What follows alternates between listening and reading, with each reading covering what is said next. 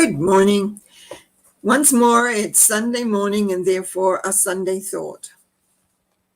Now, sometimes I come up with a thought during the week that I am able to utilize, but this morning I was thinking, what am I going to talk about today? What am I going to put out there?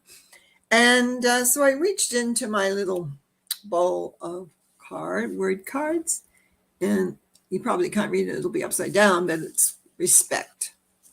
And I found that kind of interesting for today.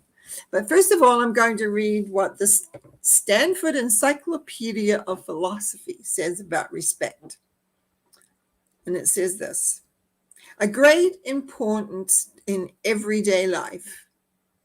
As children, we are taught to respect our parents, teachers, and elders, school rules and traffic laws, family and cultural traditions, other people's feelings and rights, and I've got 3 dots as I write this, I should say copied it, and people's differing opinions. And I think that's the crux of it.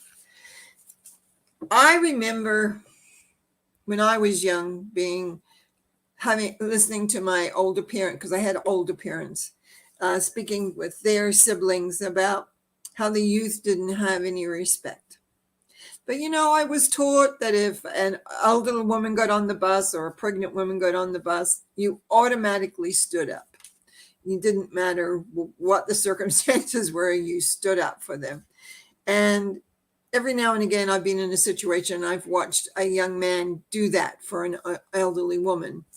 As a woman who has a back issue and would have trouble standing, I'm very grateful for that. I'm very grateful for showing that respect of my age and perhaps sometimes unseen disabilities that people don't see. But when you're older, you do need to have that respect that they have had that age, they have that situation.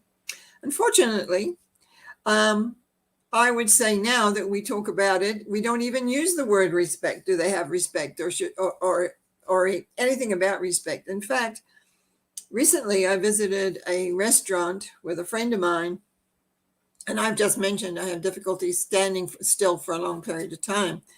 And the foyer to get into the restaurant, to even put our names down, was quite full.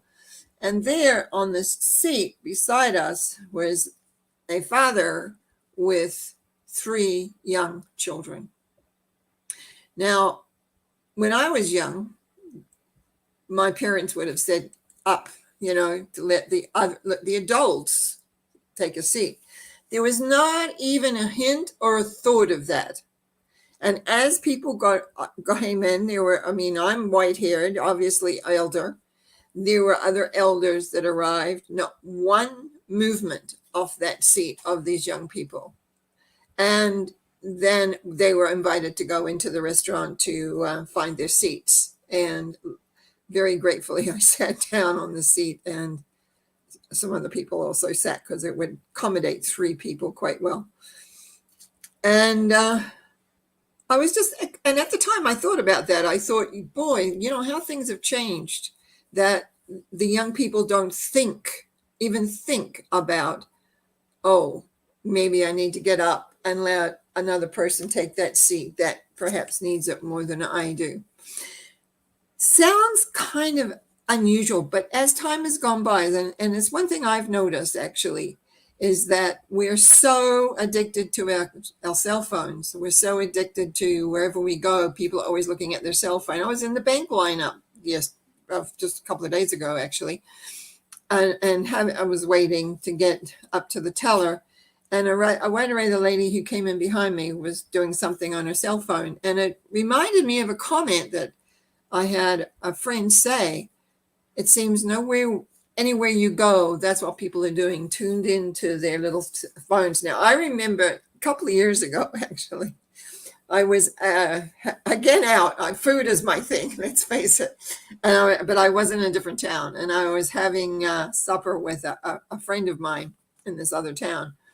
And as we walked out of the restaurant, we'd eaten early because actually I was doing a presentation that night. So we'd eaten early and we were leaving to get ready for me to do my presentation. I looked at these I think there were five. There could have been six, but I remember five. Teenage girls sitting in the seat all along there, all individually working on them. No conversation, no talking. Now, one of the things that I really liked about this Stanford Encyclopedia of Philosophies was the very last part, and I have underlined it, and people's differing opinions. Today, it's like conversation about ideas and concepts don't seem to take place.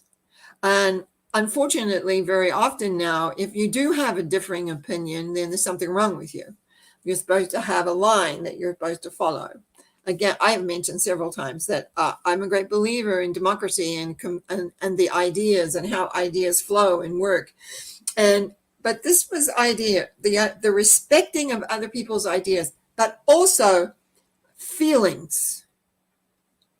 We tend to be a mental planet. We're an emotional planet as far as I'm concerned, but we tend to honor and look at this idea that the mind that of whatever you believe is correct, whatever you believe.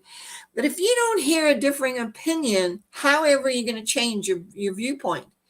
I know I have spent lots of times debating over ideas and concepts, and that's how I learned often, because I'm like, I don't believe in that, or I don't get that, I don't think that works. And then I go home and think about it, and then I think, oh yeah, that, and that expanded my own awareness and my own ideology of what it is. And this is the respect of another person's ideas, a respect of another person's concepts, perhaps even their history of where they've come from. Culturally, they could be quite different. Loads of things that bring in. And some cultures do have and still work to a great deal of respect. Some cultures, people bow to each other. Sometimes they do the blessing part. All of that respect. One time people came and shook their hands. There was a lot of contact and interrelationship, which today, of course, seems to be fairly not allowed or not frowned upon. And if you do something like that, it's like, oh, don't do that. Don't come close to me. So what's happened to this word respect? What's happened to this acceptance of people and who they are and what they are? And that is something I'd like you to think about. Do you respect other people's ideas and concepts? Do you allow yourself to understand other people's feelings? And sometimes what may not be important to us is important to other people. So can we bring a little bit more respect to other people and to things, do you think? A little bit of addition to how respect works. So that is my thought for today.